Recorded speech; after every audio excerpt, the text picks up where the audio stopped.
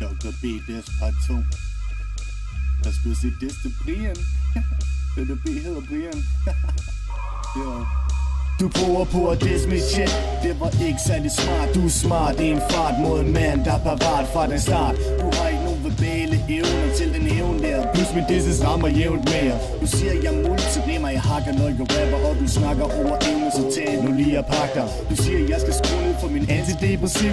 Forskellen på os, du min depression styrer ikke mit liv. Så drop jammerton til fordel for grammerton. Ja nu den er os to, der altid flot rammerton. Tag lige mig, kan du ingenting mand.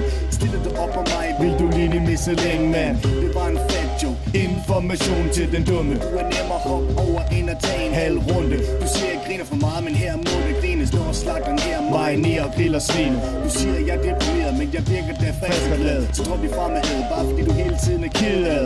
Kom nu op i sorte hul og børster lidt af. Og leve en dag og ring til en homie, der er fra de gamle dage.